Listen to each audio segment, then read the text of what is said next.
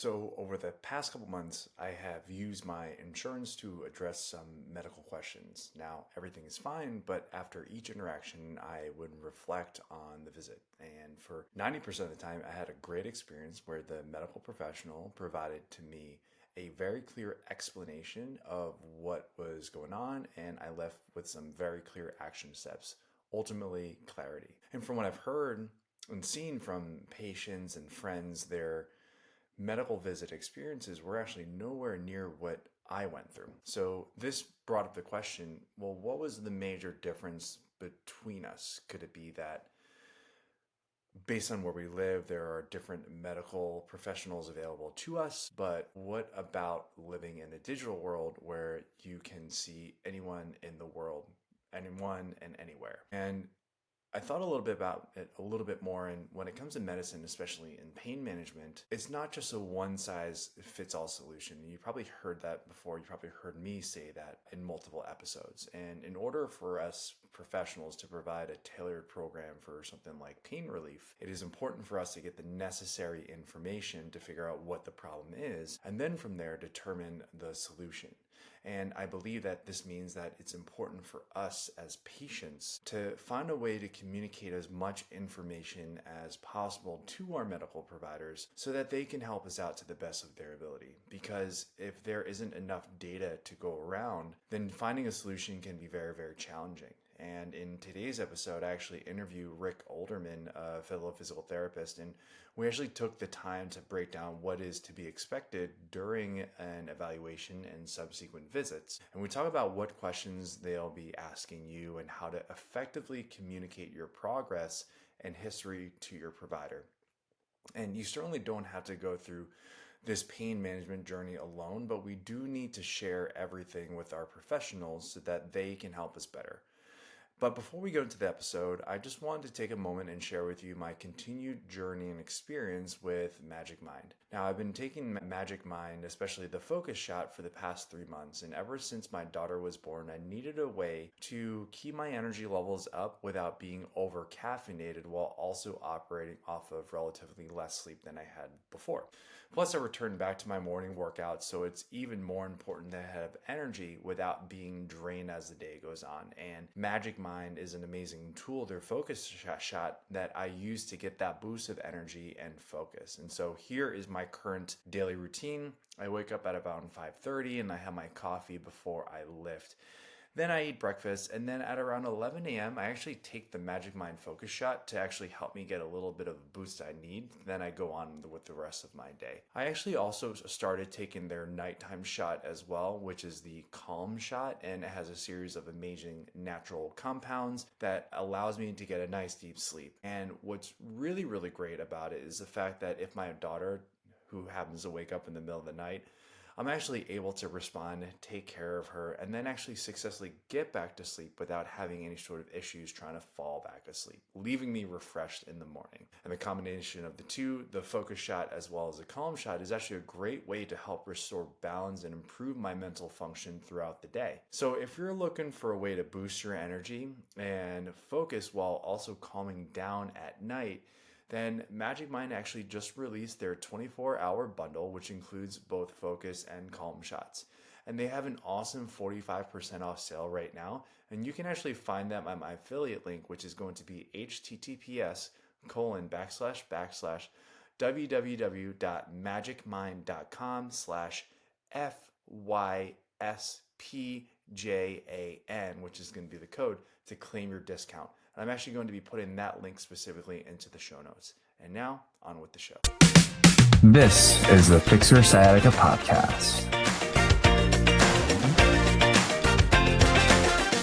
So the medical community uses science to treat various different diseases, and as physical therapists like myself and today's guest, we use science to actually treat our patients who are dealing with chronic pain, specifically sciatica. But what is science without the use of the scientific method? And so this process allows us providers to get a better idea of what the problem is and create a plan of action to treat listeners just like yourself. But what does this process look like, and how can people in pain do to maximize your recovery potential? And we answer these questions and more in today's episode with our very special guest, Rick Olderman, who is a physical therapist and works with a lot of folks dealing with chronic pain.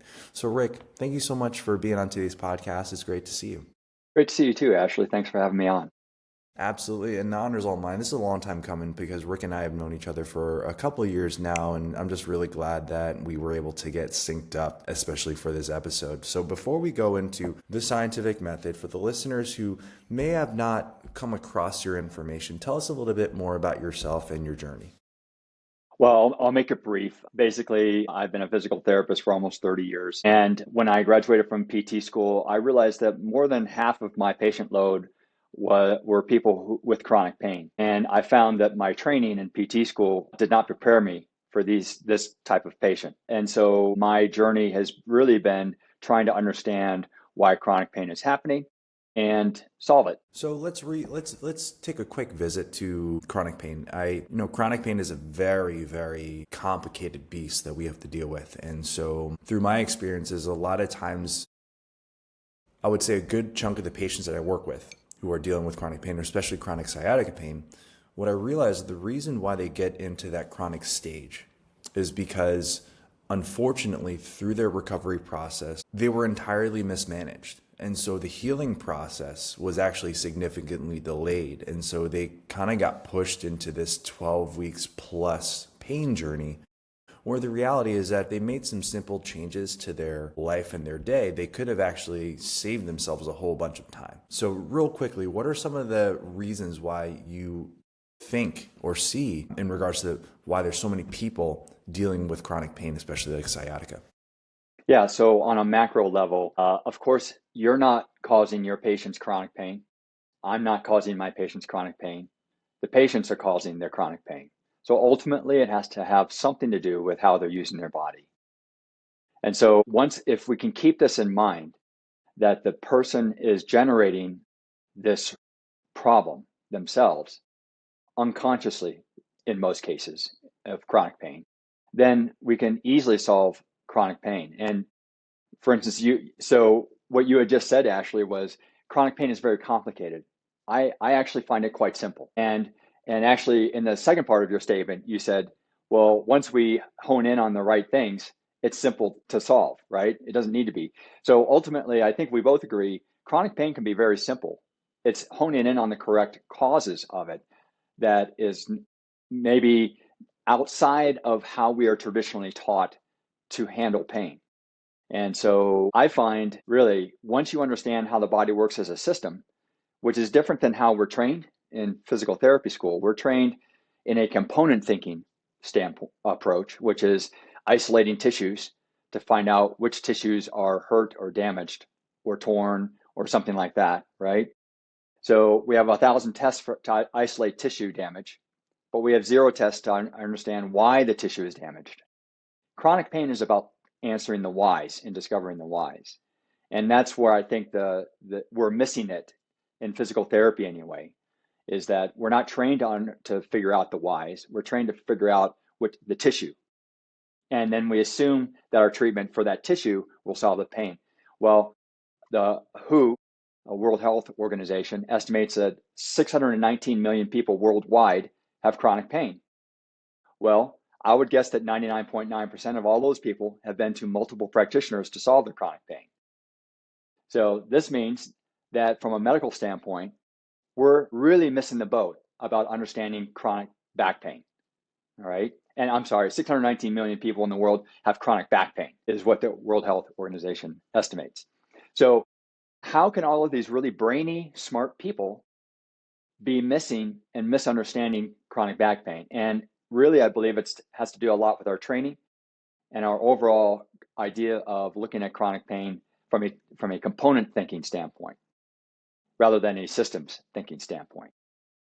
I agree with you. And so if we look at it, let's talk about like the process on how things should be, right? Because we have practitioners like yourself, practitioners like myself, we're helping a lot of people. And I don't know if you've gotten this, but like when someone gets quote unquote fixed or like they get help, they're like, it's like, I'm so glad I found you, or it's like what you're doing is like so revolutionary. And the way that I see it is every PT should be treating and managing pain the way that I do, right? And so a lot of people look at physical therapy as kind of like this umbrella thing. It's like, I have sciatica pain.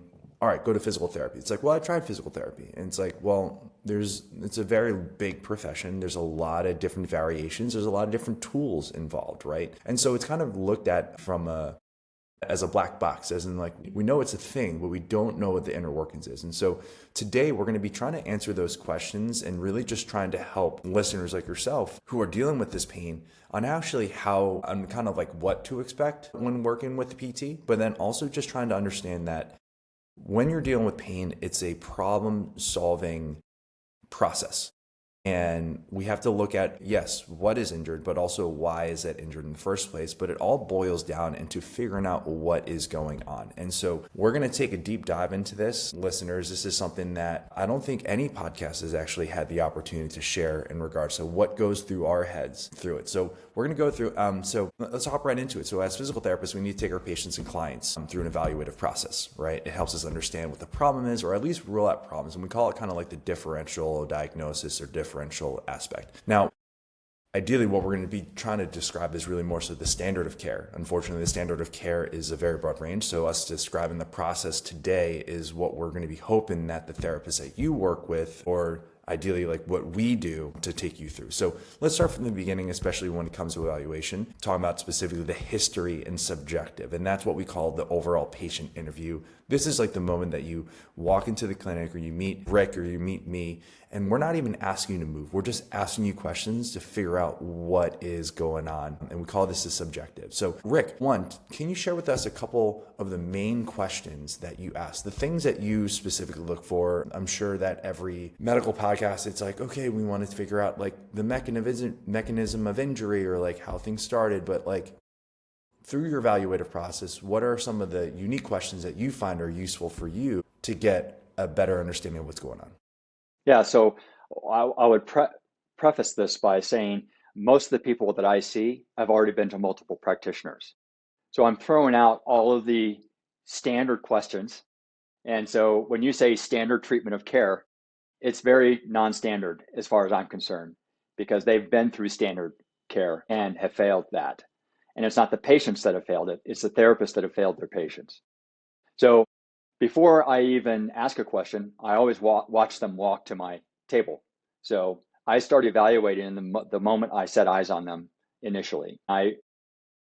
Especially if they have back and sciatic pain, or SI joint pain, or some lower body system, ultimately there's a gait problem in terms of what's causing their pain, in terms of how they're walking, basically. But my first question is basically, and also actually, please understand, I sold my clinic a couple of years ago. So now I only do telehealth. And so my questions for telehealth are slightly different than in a clinic. So the first question I ask is, what is the pain that you're trying to solve? All right. And then the follow-up is, can you reproduce your pain? And so that if they can reproduce their pain, that gives me so much information about why they're having that pain. Those are the two biggies. And then the third one would be, what is your injury history? And this is what's really interesting, I find, Ashley, and I'd be curious to whether you find this too, is that most people only describe one or two injuries in their past, right, about their injury history, because they're not used to thinking of old injuries as links to current pain. And so they discount all their old injuries because, oh, that can't possibly have anything to do with my pain. Well, sure it does. And so invariably, I might get a brief answer to this question, but through the course of the evaluation, and I find things amiss, I'm just like, well, why is this? Oh, that must be about from that old ankle sprain I had, 30 years ago. That couldn't possibly have anything. Oh, yes. Clearly it is having something to do with your current pain. So I think those are the three biggies: is what are you trying to solve? Can you reproduce it? And then what is your injury history? Great questions. Very, very valuable questions. I often ask like questions are similar to yours, and especially like when it comes to like, can you reproduce your pain? Because there's a couple different things when it comes to that specific statement. Is the fact that like when we say, can you reproduce your pain, in essence, we're looking for triggers, right? And so to be able to say, okay, well, every time I bend over and touch my toes, whenever I have to like tie my shoe, I experience pain. And so from there, we bring up questions in our head being like, okay, well, if they're bending over to tie their shoe and that causes pain, well, how do they tie their shoe? Do they kneel on, like, do they get down into one knee to tie their shoe? Do they bend over? Do they hinge? Do they sit down? And so these questions kind of beget other questions to help us get a little bit more clarity in regards to what in the system, because you're talking about the systems approach, what in the system is actually causing these pains, and what do we need to look at specifically? And I really appreciate you asking about previous injuries. Usually the typical standard, whether it be telehealth or an in-person physical therapy session, usually evaluative session typically lasts between 45 minutes to an hour, sometimes 90 minutes if you go to a clinic that actually does those 90-minute evaluations. But the challenge, and this is also going to be dependent on the type of clinic that you're going through, and it's like a whole insurance versus cash-based type of scenario as well. But these questions are going to be particularly useful because it helps us identify, or one, rule in some specific structures or areas, but then also rule out specific structures and areas as well, which I think could be particularly useful. I also appreciate, I appreciate those questions. Another big question that I do ask my patients, especially when people who are dealing with sciatica pain, because sciatica, if we're looking at it's the pain area is pretty large, right? We have the low back, we also have the hamstring, and then we have the lower leg. But what's really interesting, listeners, is that, and I'm going to share this with you, listeners, like, if you have pain on the inner edge of your calf, that is actually going to be an extension of the saphenous nerve. And the saphenous nerve is actually coming from the femoral nerve, which comes from a different part of your low back.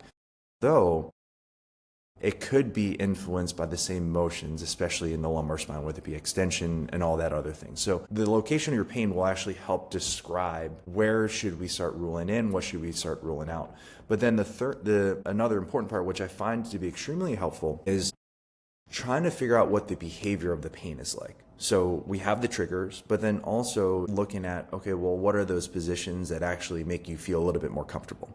Because that also helps us rule in and rule out some of the things that are particularly useful, because it's like, all right, well, my pain feels so much better when I'm lying on my stomach. Okay, well, what does that tell us? If we're lying on our stomach, we're probably in a somewhat of an extended position in the lumbar spine, but we can also be in a relative hip extension position as well, or it can truly be the decompressive nature of laying on your stomach. So we have a lot of those pieces, and it's important. Let's talk about let's take a little bit of a deeper dive into like the recollection of the pain history. Oftentimes, patients who come in to see me, they've been experiencing pain for months to years. Oftentimes, they would describe their pain. They're like, I have pain or I don't have pain. Pain has a little bit more, there's a little bit more described. And it's like, how much pain? Where's the pain located? Does it change? So do you ever encourage your patients, or have any of your patients shared with you like their pain diary in regards to like, the morning it feels fine, middle of the day it feels terrible, and then the night feels fine? Like, tell us a little bit more about like pain behaviors and what are the things that you're looking for in regards to that. Yeah, well, yes, I ask those questions too. So it's important to, especially if you ask someone that if they can reproduce their pain, then the immediate follow-up is do it. And so that allows me to immediately observe the motions and how they're organized in their body to function, right? So, and then, once I can see that, if their pain ebbs and flows throughout the day, then I try to tie those functional issues to that ebb and flow to understand that. So usually pain isn't just ebbing and flowing on its own. It has something to do with how you're using your body that's causing it to ebb and flow. And so we start linking these things together once we dig down into a little deeper. And I remember as a new therapist, it was important to get the history. And I remember when I first started as a new therapist, it would probably take me like 5 to 10 minutes to get the history of the injury. And then, so I've been practicing since 2012. So here we are in 2025. So 13 years. Kind of like in the middle of my career, I realized that I need to spend a little bit more time in gathering subjective information. Although I went on the completely other end of the spectrum, and I spent the entire hour just trying to get a better understanding of what's going on. So now it takes me about 30 to 40-ish minutes And then I get a better idea of what's going on. And from there, before I actually even start my physical exam, I already have a few suspicions, or I like to call the hypotheses, right? And so if we look at the scientific method, we have a problem, we gather the information, we gather the data from the patient. And then so we have this hypothesis, aka the suspicion of what we think could be going on. Right. I often share that suspicion with my patients first before I actually go into the physical exam. What are we looking at from like what you, in regards to expectation from a history standpoint, just from a time perspective? So for me, it's about, we'll say 20 to 40 minutes. And your end, when it comes to history and subjective taking, that interview process, what are patients or clients expecting, how long that should take when they're working with you? Well, first of all, patients are paying me cash to see me, not going through insurance. And so I feel, that I want to get to the root of their problem as quickly as possible. So if my history taking is taking more than, 15 to 20 minutes, I need to cut it short because I need to get into testing because people are contacting me wanting results. I can't give them those results if we spend, the majority of time talking about their pain rather than actually testing it. So I always find, and also, it's interesting that you give them their hypothesis prior to testing. Never do that. And because I have found that people change how they use their body or what they do based on what they think I think is going on.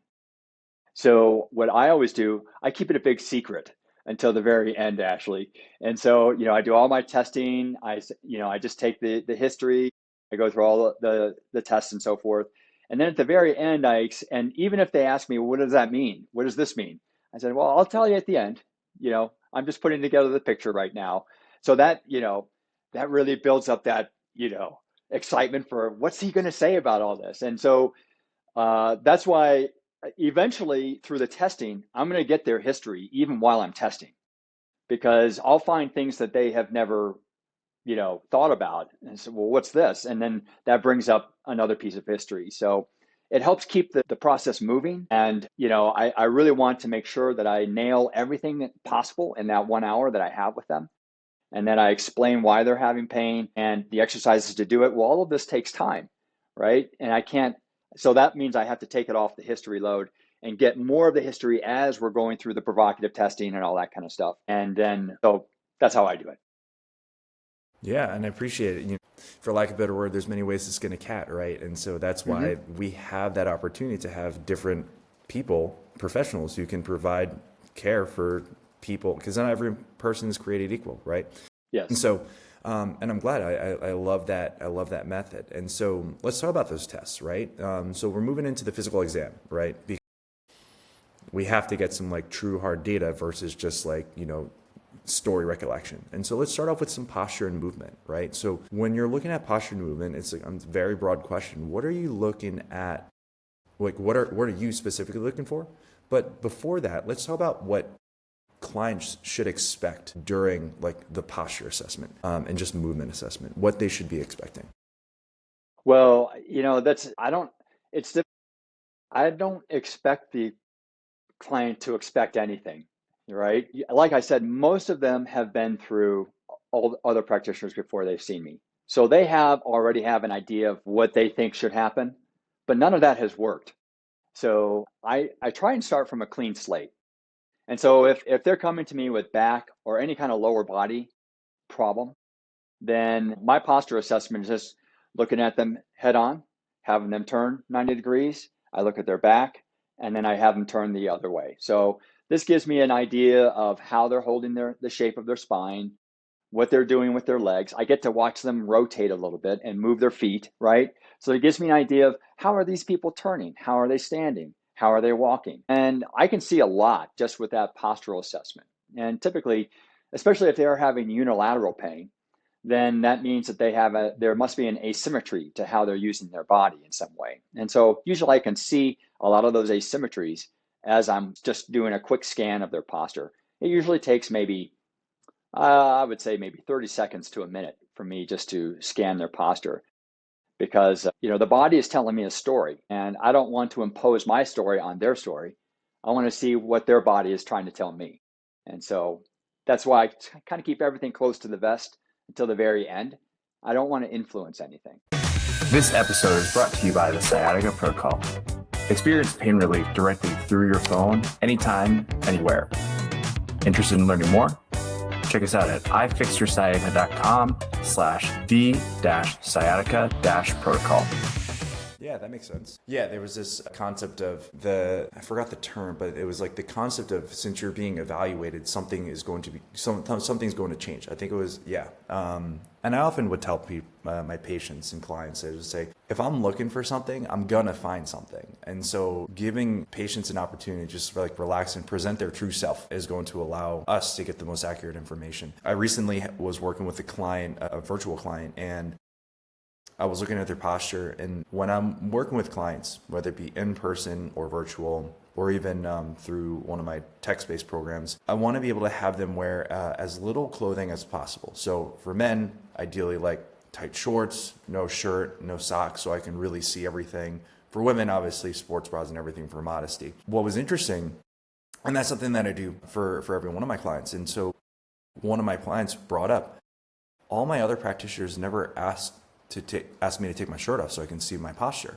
And this actually goes back to, I think it was my first year being a practicing physical therapist, and I had a patient come in for low back pain. And he was a heavyset guy. And again, I have my typical, and take your shirt off, I want to see your posture. This was around the Christmas holiday. The guy was like, I picked up a Christmas tree and then I felt it pop and then my back is hurting. I said, okay, let's take a look at your spine. He took his shirt off and he had this red raspberry poking out of his belly button, and not a real raspberry, but like, a nice big red bubble coming out of his belly button. I said, oh, did you know that you have this here? And he said, no. And I said, well, did the physician who looked at you, did he ask for you to take off your shirt? He said, no. I said, oh, okay, well, we should also get that looked at as well. And so I think it's important for people, especially dealing with sciatica pain, is that if they're looking at your posture, that they get a really good idea of what it looks like. So if that means taking off some clothes to get a better view of what's going on,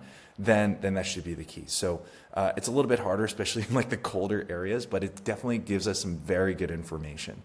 Absolutely. When it comes to that. Yeah. Yep. All right, so that's kind of like the visual stuff. It's like, okay, here, see how they move. Let's talk about range of motion, right? So like the typical run-of-the-mill sciatic and low back assessments: forward bending, backwards bending, side bending, rotation, a couple of other motions, and then maybe some hip range of motion as well. Aside from those specific things, what are you looking for, or what are some other tests that you use from like a range of motion assessment that wouldn't necessarily be seen typically in the run-of-the-mill experience? Yeah, so I don't even do the forward, back, and side bending stuff unless that provokes their pain. Then I watch how they're doing that. So there's only really two in terms of range of motion. What I'm assuming you're talking about is we're looking at muscle length or tension problems, right? Okay, so from that standpoint, there's only really two things that I look at. One is the modified Thomas test, which tests the length of the thigh muscles. And the thigh muscles are really important because they're a large muscle group and they insert into the pelvis. And the pelvis is a big mover and shaker in terms of back, sciatic, and SI joint pain. So I find that the front of the thighs are really important in understanding the forces acting on the pelvis and thereby the spine. The only other one that I really test, I end up testing, is calf and soleus length, because going up and down stairs causes a lot of people problems, walking up and down hills, things like that. And if their foot and ankle don't have adequate range of motion, then that's delivering excessive force up to the knee and hip joint, and therefore the pelvis as well. Real simple. Yeah. Real simple. I also like to look at big toe flexibility as well. I often find that especially people who have, say, like quote unquote flat feet or bunions, and then also develop some sciatic and low back pain, I like to look at what their big toe is doing, because that big toe is going to be like a big moving point, a big pivot point. And bunions don't develop overnight. Pain and degeneration doesn't usually develop overnight as well. So we look at, what are the things that we are doing on a daily basis. And so one of the simple tests is, if it's done virtual, I literally just have them bring their phone or camera up to their foot and then have them move their toe. And we have active range of motion. We also have passive range of motion as well. When we're doing something on a virtual basis, it's going to be mostly active, right? When you're meeting with someone in person, we're going to be doing something called passive range of motion, which is where the therapist or the doctor is placing you in these ranges of motion. And from there, what we're trying to determine is it an active, like, are we looking at an active structure restriction, or are we looking at more of a passive structure restriction? And then also, are we looking at what we call motor control? Are you able to actually control your muscles? And it's not just strength, it's not just range of motion, it's can you use them properly? So Rick, I really appreciate you sharing those tests with me. Let's talk about provocative testing. Right. Yeah, as you can see, Ashley, I keep things simple and I try to move it along because there's a lot of things to get There's into, a lot. right? Yeah, there's a lot. And so, and I guess it is important for us to premise the fact that as much as we want to try to get everything fixed in one visit, we can't. So it is important for us to get some information. And we're looking at it, I don't know if you are doing this, but I know for me, I'm looking at it as kind of like a detective. I like to think about like Sherlock Holmes. Sherlock Holmes really took all these clues, deduced it, and so from there was able to solve the crime or whatever. I like to use Sherlock Holmes as an analogy, but That's exactly the analogy I used in I wrote a book last year called Solving the Pain Puzzle. And it was Sherlock Holmes was I love Sherlock Holmes stories. And it's fun. I think of myself as detective too. Yeah. Yes, pain detectives, right? And Yes. so it's like we come into pain detectives. I also encourage my clients and my patients to actually approach their pain from a position of curiosity. So maybe they're not maybe they can't figure out their pain, but looking at it from curiosity to say, this is an interesting thing. Maybe we can, work off of that. Which then, let's talk about provocative testing, right? So provocative testing, listeners, are the tests where they're like, okay, in a way they reproduce your symptoms, but there are a couple scientific ones that are used commonplace. We have the straight leg raise, we have the compression test, we have all these things. And I have some mixed feelings about provocative testing because already patients are coming in with you already to have a problem, and those provocative tests are just confirming that they do have a problem to begin with. And so are there anything like any special tests aside from like the range of motion that you were looking at, they were like, okay, these are some of my go-to, and this is what I'm looking for specifically with this test? Yeah. Zero provocative testing for the reasons that you state. They're already irritated and inflamed. It doesn't tell me that if I put my thumb on this part, that doesn't tell me why that pain is happening, right? So the provocative testing, I guess you could say, is when I ask them to reproduce their pain, that would be the provocative testing. So those are the only conditions I really want people to reproduce their pain, to show me how it is that their body is moving to cause pain. I really find that I need nothing else other than that in terms of provocative testing. Yeah, that makes total sense. And so I know that we're kind of running short on time, so let's get into like the assessment and treatment part of it, because that's like the most exciting stuff. Now, listeners, for me, and Rick can speak for himself, but I'm going to agree with what he says too, but the history and the evaluation, the physical evaluation, is going to give us enough information to start guiding our assessment and treatment. So it's not like, oh, you have sciatica pain, let me give you these 13 exercises. It's, oh, you have sciatica pain, let me figure out what you're going through. Let's figure out what your body is telling us. And then from there, these are your specific interventions. And then from there, for me, as I'm getting this information from you, every specific move that you're doing can either be an assessment, it can also be a treatment as well. So like, again, say, for example, if you're like, every time I lay on my stomach, my pain goes away. Great, let's have you lay on your stomach a little bit more often, right? And so assessment and treatment, we're putting the information together. You said it earlier in this episode that you want to wait till the end to actually share what your hypothesis and things are going on. How are you communicating that to your patient? Like once you get all your information, right? And then you're like, okay, yes, for the listeners out there, he's bringing up his amazing little skeleton, which I don't have one in my house because if I had one, it would terrify me every time I get up in the morning. But being able to have visual representations is key. So so from there, it's like, okay, so what are other things? Like, how do you best communicate your assessment or suspicions or ways to help people? Well, it's really, this is where I think most of the magic is because if you ever watch detective shows on TV, like a Sherlock Holmes thing, they're never not thinking about everything that they're seeing as it relates to that problem. And so it's in the assessment where all of these threads that I've been testing to the patient seem maybe random or arbitrary, but I'm weaving all of this and including their history and their complaints and their failures or successes with previous therapists or doctors. All of that is woven into my understanding of why they're having pain now. And so I use my little skeleton because it's hard for people to understand what you're talking about if you don't show them, right? And so I use my skeleton to show them what an anteverted femur is, or a retroverted femur, or a side bending problem, or all sorts of things, or how that foot issue is working up through their body to play out in their pelvis or back or something like that. So I find using my skeleton is really helpful for showing people what their problem is. And what's really interesting, Ashley, is invariably when people see me doing this, moving my skeleton the way that I think that their body is moving, they're just like, that's exactly what's happening. And then that's where the buy-in happens, because they're just like, this guy's showing me what I believe, what is actually happening in my body. And I can, put all of the tests together in that movement to show them. And so that is when we start to really see eye to eye on things. And I always follow it up with, please correct me if I'm wrong. And if you have anything else to add to this or something that's not making sense, please tell me. I believe that the patient is almost always right. Most people have some idea of why they're having pain. And so I'm in a large part confirming that. But if there's an outlying piece of information that doesn't make sense to them, then likely it's something that I haven't considered in my understanding of their pain. That's how I do it. Yeah, that makes perfect sense, and I appreciate you sharing that. So let's talk about like the piece of resistance, right? The actual interventions and home exercise programs, right? And so you do something in the session, but ultimately we're going to keep those changes when a patient actually gets a home exercise program or a thing that they need to do on their own, right? So when it comes to really measuring progress, right, and actually making changes, is it something along the lines of the patient gets a program from you and then it's like, just trust it and do it? Or is it really more so, okay, here's this program for you.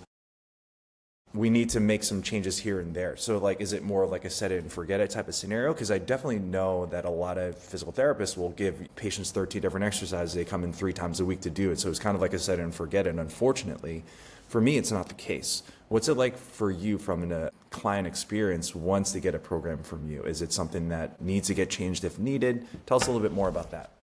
Yeah, so throughout the exam, I'm using a test-retest strategy, which basically means that it hurts you when you do this, okay, and then if I form an idea of why I think that pain is happening, I'll have them do a corrective exercise of some sort and then retest their pain.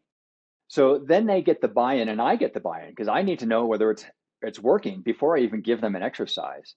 So I don't give them anything that we haven't already discovered in the exam that is contributing to their pain. So I have very, very high compliance from my patients because I've already shown them that what I'm giving them is reducing their pain and fixing the problem causing their pain. So, and usually it's like 3, maybe 5 exercises tops, depending on what I'm looking at. I try to keep it simple because if you understand the body as a system, you don't have to give 13 exercises, right? You can give 1 or 2 exercises that fix several different problems. And so even through the exam and me testing, they're getting the buy-in as we're going along because they're seeing the exact same problems that I'm seeing. And then in the assessment, when I tell them what those problems are and why they're causing their pain, they're getting it. Okay, so here's how we're going to fix those problems, and so it's very simple like that and straightforward, and there's a lot of buy-in. Awesome. We're going to talk about how to work with you very shortly, but for the listeners out there who are currently under the care of a physical therapist, and the big question is like, what do I need to communicate to my provider to maximize my likelihood that I'm going to recover or to maximize my likelihood of success? What are 1 to 3 things that they should be communicating with their provider to help them really maximize it? And that will also kind of like be, if the provider doesn't do this or doesn't respond to that, then it's time to find a different provider. So yeah. What are the those second scenario things? is more likely. Okay. Because Yeah, as you know, Ashley, yeah. most providers, you come in with sciatic pain, oh, we're going to do these things. Yeah, And they get kind of I find bulldozed. that there is less and less testing real testing, meaningful testing going on. Other than just confirming their ideas, they're not really testing to see how the system is working. And so really and I just ran into this with a podiatrist. I had a foot problem. He didn't even test my foot, and he said, "Oh, this is your problem." And I said, "Well, does this symptom match that problem?" No. Does this symptom match that problem? No. Does this symptom match that problem? No. But this is what you think it is. Yes. That's box thinking. And unfortunately, that's the way a lot of practitioners are. And so I think most patients, and this is one of the most common complaints I get from my patients, is no one seems to be listening to me. Well, if no one's really listening to you, I would really, give them a shot, because maybe they're right. But if in 1 or 2 treatments, you don't feel a significant change in your pain, it's time to move on and find someone who will listen to you, as far as I'm concerned. So there you have it, listeners. You have listeners. It's important to make sure that you feel heard. You feel like the provider is asking you the questions and responding in a way that you feel that they're processing it. If you feel like you're kind of getting pushed off, or I like to call it getting bulldozed into one specific area, might be a good time to actually start looking for a different provider. And so there's a lot of different providers out there. Rick is an expert and what he does. And so Rick, for the listeners out there, we're like, yeah, I want to get in touch with Rick and learn a little bit more about what he does. I know that you do a lot of really great things, and I know that you have to run to a patient. So yeah, share us your contact information. I'll put it into the show notes. I think the best thing for people to do, especially if they've never heard of me before, is just to go to my website, rickolderman.com.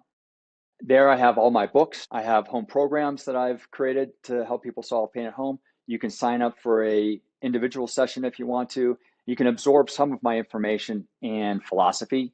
So that would be, I think, the easiest way. The old-fashioned way. Hard to believe going to a website is the old-fashioned way, but that's the way it is now. Well, that's great. I'm going to put Rick's website into the show notes. So if you didn't get a chance to write that down, you can just click directly through there. Rick, we can talk all day about the evaluative and treatment process, and we share a lot of similarities, and we can really vibe off this all day. But certainly the listeners have got to go, but you also have to go to a patient. So I really appreciate the time that you've taken out of your morning and day to share a little bit more light in regards to what the black box of what physical therapy should be to help people recover from their pain.